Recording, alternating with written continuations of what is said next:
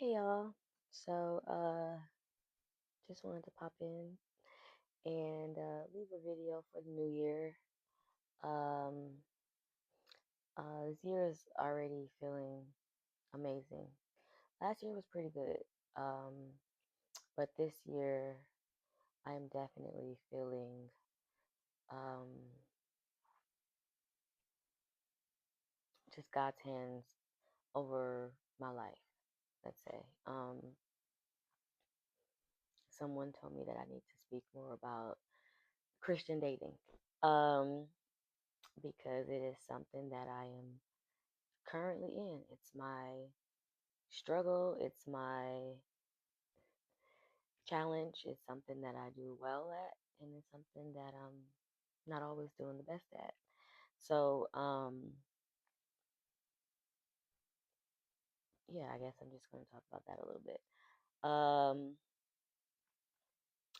Dating as a woman that is doing her best to remain abstinent, what does that look like? And it's not just about the sex, it's about, you know, just aligning yourself with the right people, um, your friend groups, who you hang out with, the things you wear when you're out, how you present yourself, uh, what you're intaking, what you're ingesting as far as social media, movies, um, TV shows, sex scenes. Like, I've kind of had to make a holistic change in the last several years to just be on this path because um when God took me and just changed everything and transformed me, he took desires away from me, and one of those desires was drinking and getting high, randomly when I did, drinking being one of them. And I feel that it had a lot to do with just being sober minded. I was just talking to a friend about, it's not about me being scared of, hooking up with someone or just making crazy decisions while I'm out and about. Not drinking works for me when I'm at home. Um, Being sober minded and not reaching out to people that I shouldn't be reaching out to. Reigniting flames that need to stay where they are, and just putting yourself in the mindset, of that just sensual feeling, Um, that's something that I know a lot of us, it happens to all of us, right? But I've had to really make this change for myself because I remember when I first started being absent in 2021, um, dating was very frustrating because I think, oh, I can just do the same things that I used to do, just no sex. No. Um, s- Spending late, late night hours with someone that's not on the same page as you is a recipe for disaster. Um, it it just challenges you in ways that you don't need to be challenged. And the Bible says to flee from temptation. So I have kind of cultivated my life in where I am trying to ward off as much temptation as possible, right? Um, it even has to do with, like I said, where I go.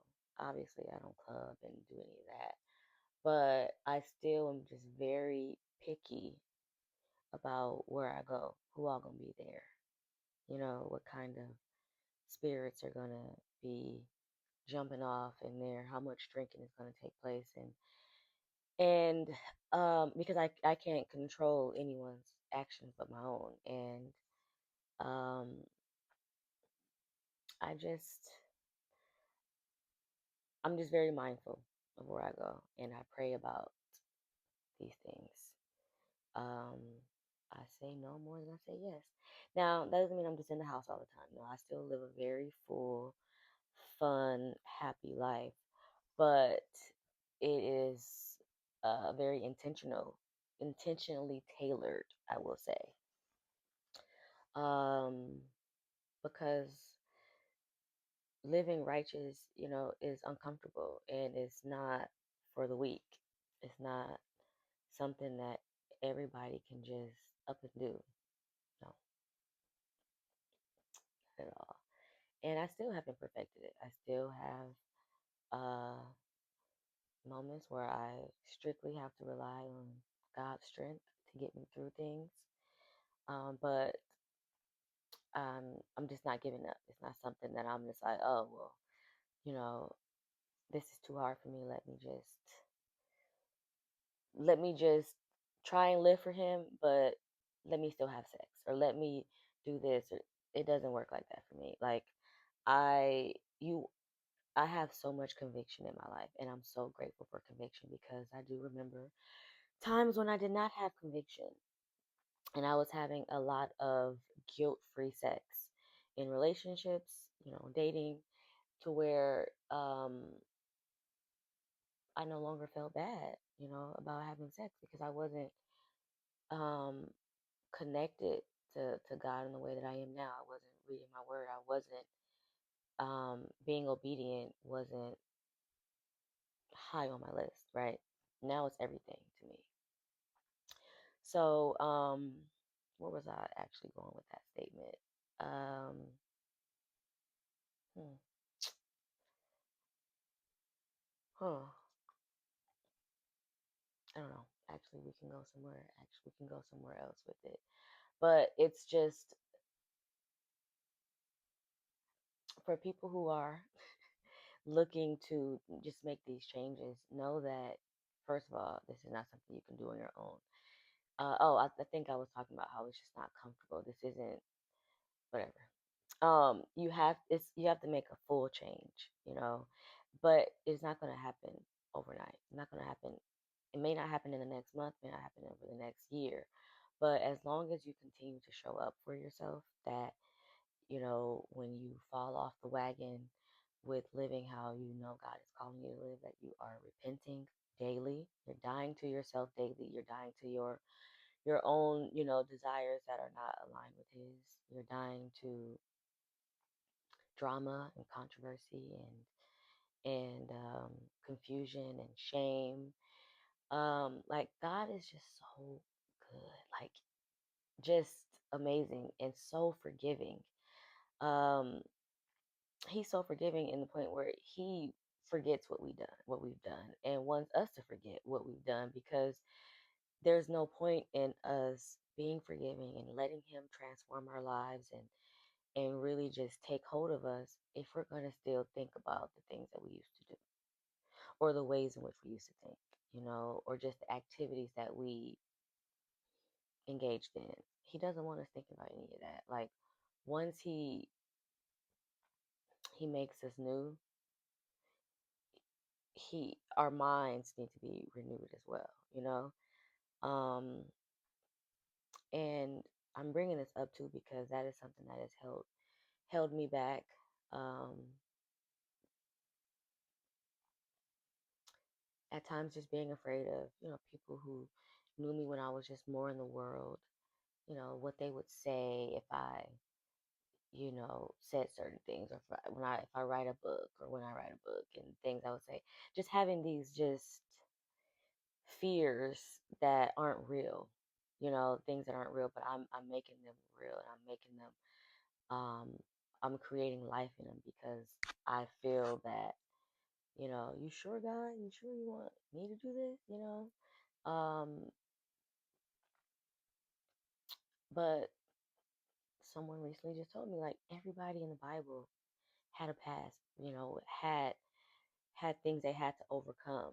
And, a lot of people didn't want to take on, die to themselves and pick up their cross and live for God because of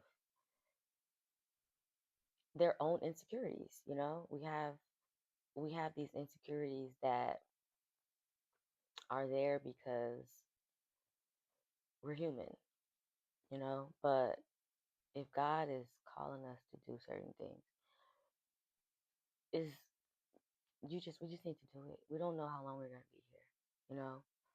And if I'm if God comes for me tomorrow, I know where I'm going. And knowing where I'm going, knowing that God is going to be happy, or I guess satisfied with how I've lived my life, and how it's not just about the good works and the charities and the not those things, but just my heart and how I've been living for him, and how though I have my fears in certain things he's calling me to do, that I'm still actively mustering up the courage to do these things, right? Like I haven't just given up and thrown in the towel, because living for him is just so difficult. It's so, it's so hard. Because I have my days when I have to just say, Lord, this is some real stuff here that you have me doing. You have me reaching out to people that I don't want to reach out to. You have me turning the other cheek. I've actually really understood what that means now. And you know, having a less than exciting dating life at times, because once God reveals who a person is to me, I'm done. It no longer serves me. It's no point in keeping up a facade or wasting my time or someone else's time when God has already revealed your true character or intentions to me. So, anywho, I'm gonna get back on here and talk more about it, but um, about whatever there is to talk about. I'm a vessel, and I'm just letting God use me however he sees fit. But I was just so full from from church this evening, and just grateful that my aunt is who invited me. My aunt is someone I am very close with. She's like a big sister to me, and she's been my angel, in times where I felt very hopeless, and I've been her angel for when she's felt the same. And it's been a long time since we've been in church together. And, I prayed for her. And I've never prayed for my aunt um, in person. I pray for her all the time in my own prayers, but to pray to literally put my hand on my aunt and to pray for her, and for her to feel it and sob, was a big moment for me.